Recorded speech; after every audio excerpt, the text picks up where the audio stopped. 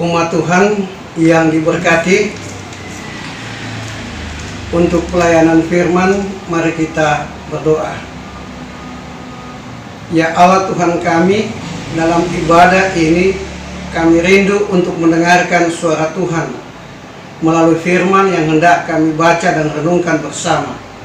Karena itu ya Tuhan, kuasai kami dengan Roh Kudus-Mu, agar supaya firman yang hendak kami baca dan renungkan ini boleh beroleh tempat dalam hati dan pikiran kami. Di dalam Kristus Yesus yang adalah firman yang hidup kami berdoa. Amin.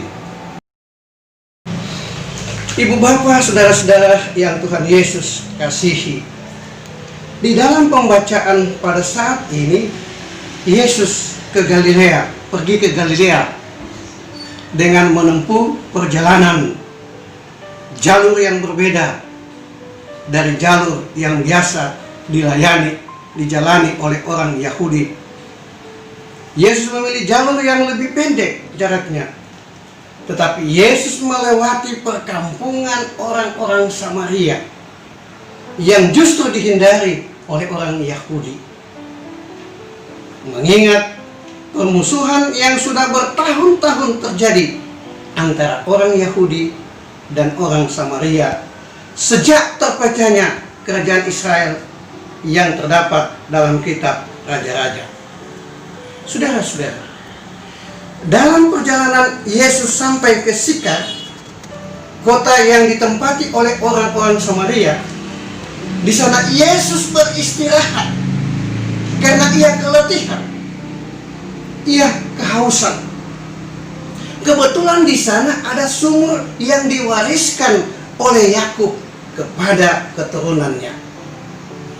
Ketika Yesus keletihan dan kehausan, ia berjumpa dengan seorang perempuan Samaria yang juga ingin mengambil air di sumur itu. Dari penjelasan ini kita melihat bahwa Tuhan Yesus sengaja lewat jalur yang lebih pendek, melewati daerah yang dihuni oleh orang Samaria.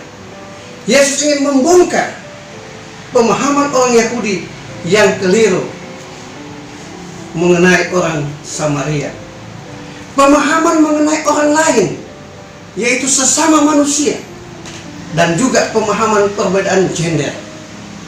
Dari kisah ini kita dapat melihat bagi Yesus, orang Samaria juga adalah manusia yang pantas dikasihi, yang pantas disayangi, bahkan mereka juga layak untuk mengenal Mesias itu.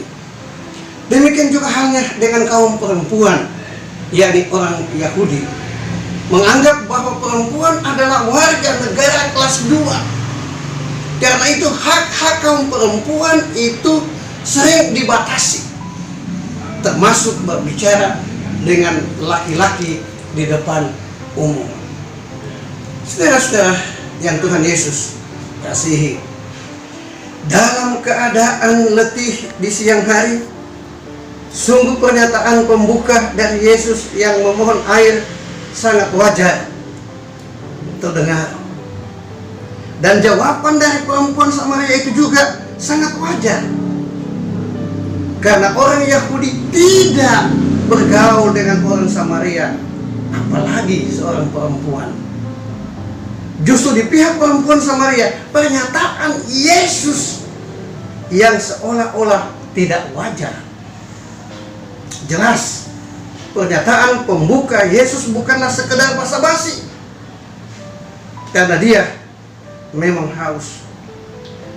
Tapi juga bukan ia tidak tahu bahwa orang Yahudi tidak mengenal, apalagi meminta kepada orang Samaria. Yesus tahu akan hal itu. Tetapi di sini Yesus mau menguji hati daripada perempuan orang Samaria itu, bahwa ketika Yesus menjawab pertanyaan dari perempuan Samaria itu, di dalam ayat 10 kita dapat melihat bahwa sesungguhnya permohonan Yesus untuk diberi air adalah karena memang ia benar-benar membutuhkan air karena kehausan. Tapi sekaligus juga ia menyentuh jauh kedalaman jiwa perempuan Samaria itu. yang kehausan akan air bagi tubuh dan jiwanya.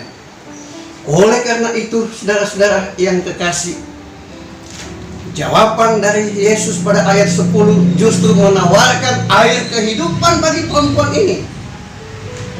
Meski perempuan Samaria ini menutup diri dengan ketidakpengertiannya, Yesus tak mengerahkan perempuan ini ke dalam dirinya untuk melihat hal yang paling dibutuhkan baginya.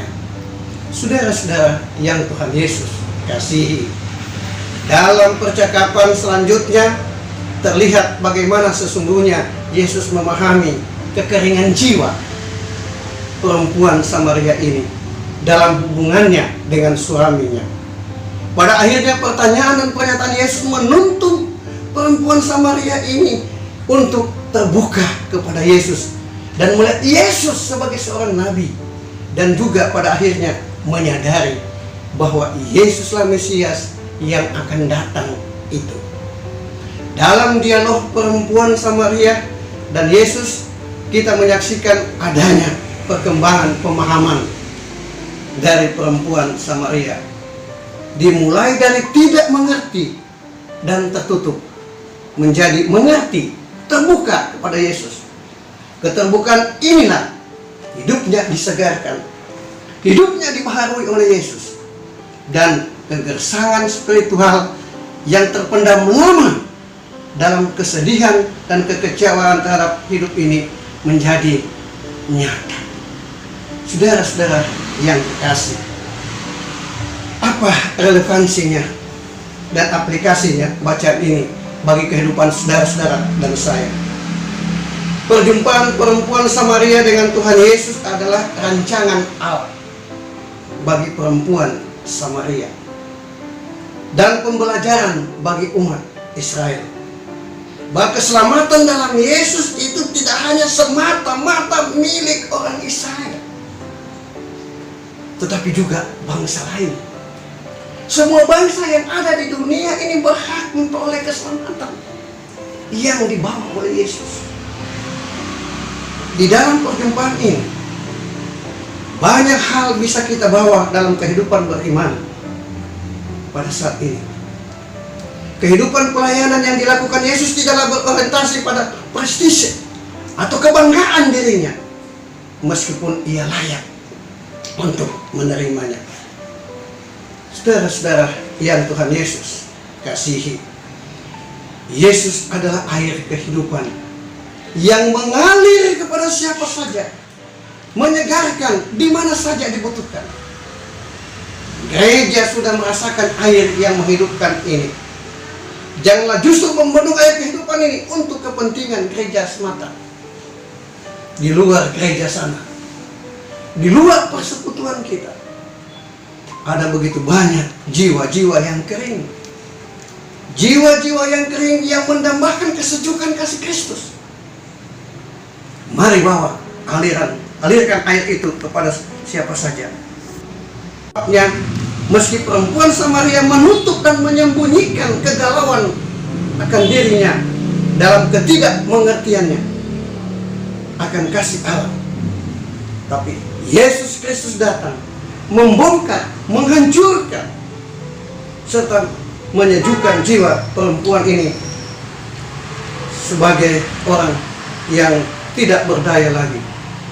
Oleh karena itu, saudara-saudara yang kekasih, sebagai umat yang percaya kepada Tuhan Yesus yang hidup di dunia sekarang ini, umat atau kita sering terbawa dalam arus kehidupan yang membentuk diri kita seperti mesin, seolah-olah tak pernah berhenti, berputar terus. Tanpa sadar kita pun sering merasakan kekeringan dalam diri kita, dalam jiwa kita, kekeringan dalam batin kita.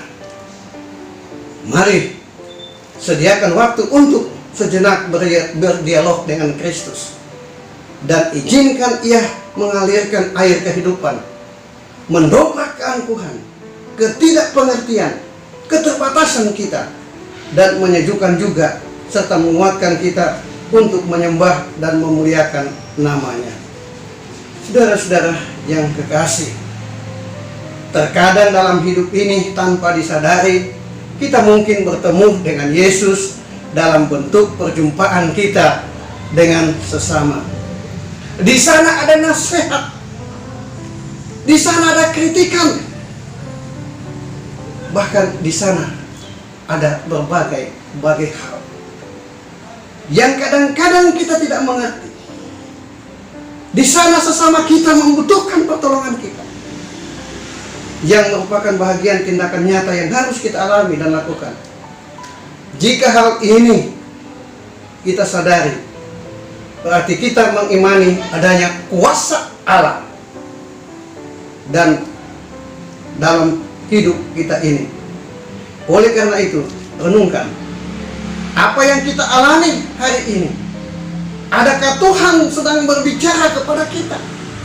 Adakah Tuhan sedang berbicara kepada keluarga kita, kepada gereja kita? Saudaraku yang kekasih, renungkan dengan sungguh-sungguh, hayati dengan sungguh-sungguh. Adakah Tuhan berbicara kepada kita melalui setiap orang yang kita jumpai, kita sapa, atau kita bantu hari ini? Pasti ada. Jika tidak, bukalah hati kita baginya. Tuhan memberkati. Amin.